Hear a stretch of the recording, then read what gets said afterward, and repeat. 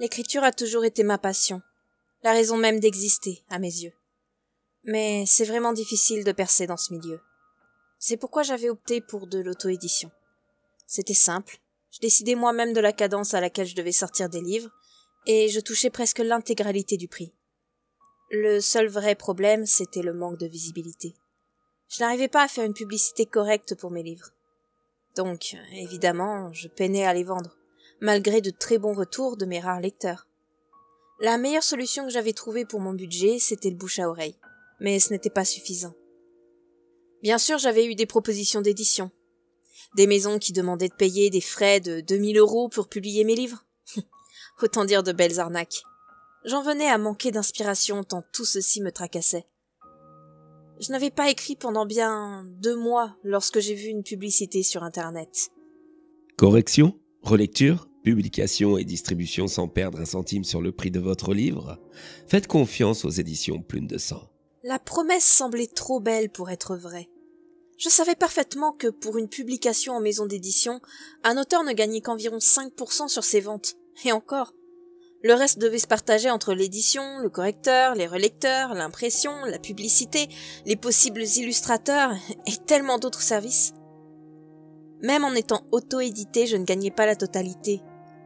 J'ai quand même cliqué sur le lien, après avoir fait une capture d'écran pour voir si je pouvais trouver la preuve de leur arnaque sur leur site, et possiblement les attaquer en justice pour publicité mensongère. Avec une telle promesse, j'étais sûre de gagner.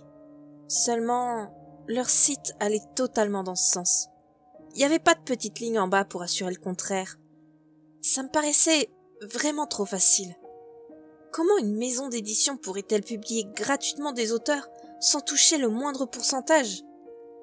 Je sais que je n'aurais pas dû, mais j'ai décidé d'appeler le numéro affiché. Ça ne sonna pas longtemps et une voix grave et lente se fit entendre dans le combiné. Les éditions Plume de Sang à votre service ? Bonjour. Bonjour mademoiselle, en quoi puis-je vous aider ? Eh bien, j'ai trouvé votre site et je n'ai pas vraiment tout compris. Vous prétendez que l'auteur gagnera la totalité de ses ventes, sauf que c'est impossible. Où est l'arnaque ? Il n'y a pas d'arnaque ma chère.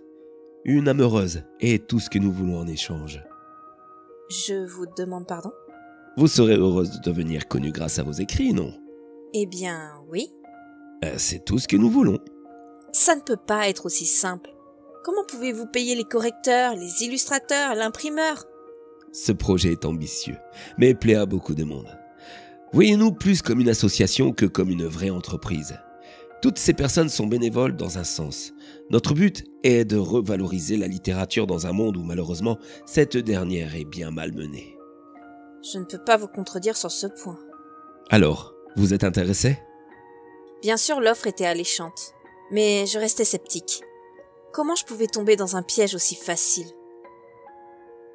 Il va se passer quoi exactement ? Vous allez me piquer tout mon argent, pirater mes données, ou voler mes textes ? Oh, je vois.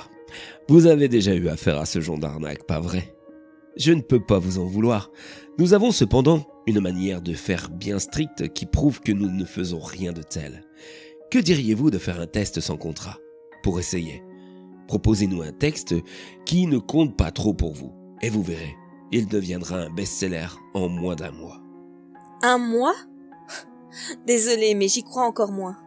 Je comprends, mais pensez-y. C'est peut-être votre seule chance. Nous avons un système de copyright avec un notaire que vous pourrez rencontrer si vous le souhaitez. Quant au paiement, vous n'aurez pas à nous donner la moindre coordonnée bancaire. Nous vous enverrons tout par chèque. Si le service vous plaît, alors nous pourrons envisager de signer un contrat. J'hésitais vraiment.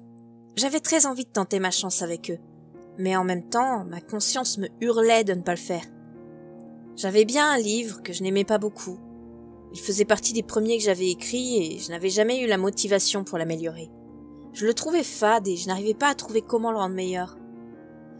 J'ai donc décidé de leur en confier l'édition pour tester, sans contrat. Bien sûr, c'était risqué, mais il m'a aussitôt donné un rendez-vous avec leur notaire pour m'assurer que c'était bien vrai.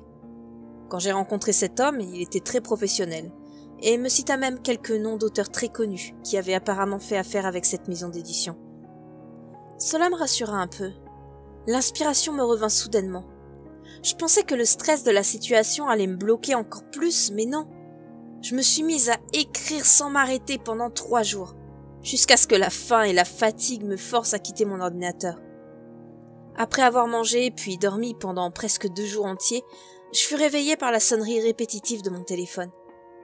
En le prenant, je remarquai que j'avais une centaine d'appels manqués de ces 5 derniers jours, et tout autant de messages. Des proches et de la famille, dont certains que j'avais perdus de vue depuis longtemps, mais aussi des chaînes de télévision et des journaux. Je ne comprenais pas ce qui se passait, jusqu'à ce que je retourne sur mon PC pour regarder mes mails. Comme toujours, la page des informations s'ouvrit en premier, et je vis immédiatement qu'on parlait du nouveau best-seller Guerre éternelle. C'était mon livre, et il s'était passé à peine une semaine depuis mon appel aux éditions Plume de Sang. Je me pinçais très fort pour m'assurer que c'était pas un rêve, avant de me jeter sur mon téléphone pour les rappeler. Le même homme répondit. Les éditions Plume de Sang à votre service? Bonjour, c'est encore moi. Vous savez, l'auteur de Guerre éternelle. Oh, j'ai tenté de vous joindre, mais vous ne deviez pas être chez vous. Si, j'ai juste pas entendu mon téléphone. Écoutez, je ne sais pas comment vous avez fait, mais ça a marché. Je vous l'avais bien dit. J'ai décidé d'accepter votre offre. Quand est-ce que vous m'envoyez le contrat? Le silence s'installa un instant. Puis sa voix se fit de nouveau entendre du combiné. Mais il semblait légèrement différent. Calme comme il l'était d'habitude, mais avec une pointe d'hystérie dans la voix. Surtout ne bougez pas. Nous tenons à rencontrer nos auteurs en personne. Je viens vous voir de suite avec le contrat. Il ne me laissa pas répondre et raccrocha aussitôt. Comment pouvait-il venir me voir alors que je ne lui avais même pas donné mon adresse? Il était convenu que je lui donnerais au moment de récupérer mon chèque. J'allais reprendre le téléphone pour le rappeler lorsqu'on frappa à ma porte.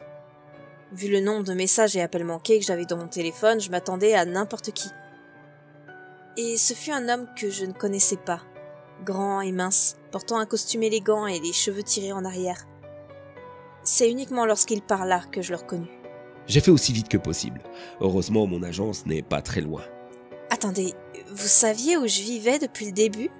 Il suffit de suivre la foule de fans qui se presse autour de votre jardin. Je le poussai aussitôt pour regarder dehors. À mon portail se trouvait toute une foule de gens. La plupart avaient mon livre entre les mains. D'autres avaient même cosplayé mes personnages. Je n'en revenais pas. La porte se referma soudain devant moi et je me tournai vers l'homme qui me tendait une simple feuille. J'étais toujours fatiguée et j'arrivais pas à lire. Vous avez juste à signer en bas, et tous vos livres seront désormais publiés par nos soins pour devenir des best-sellers. Je plissais les yeux pour essayer de lire, mais je n'arrivais pas à repérer les lettres.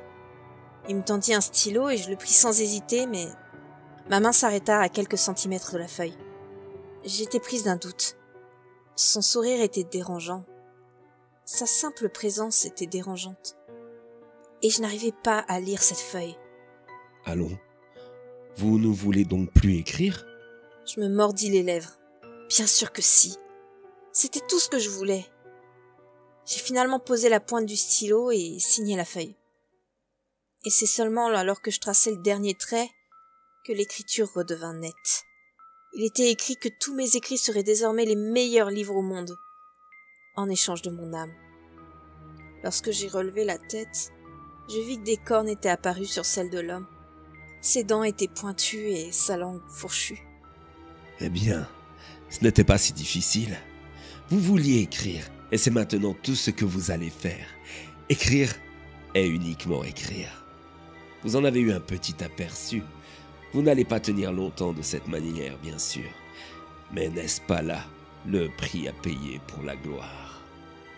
Mon corps se mit à bouger tout seul pour retourner devant mon ordinateur, et je me remis à écrire sans même y penser. Mes mains bougeaient toutes seules. Cela fait maintenant 2 jours. Je commence à avoir très faim, très soif, et je suis épuisée. Les 5 livres sortis depuis sont déjà mondialement connus. L'un d'entre eux est déjà en phase d'être adapté sur grand écran, en si peu de temps. Bien sûr, les éditions Plume de Sang ont accepté et signé tous les contrats à ma place. J'ai la gloire que je voulais, mais j'ai vendu mon âme. Tout ce que je peux faire, c'est écrire. Ce texte-là n'est pas une simple histoire. C'est un avertissement. Il est trop tard pour moi. Je ne vais pas tenir longtemps sans eau ni nourriture. Mais je peux encore vous prévenir, en espérant qu'il ne change pas le contenu du livre. Surtout, ne faites pas confiance aux éditions Plume de Sang, car le diable lui-même en est le propriétaire.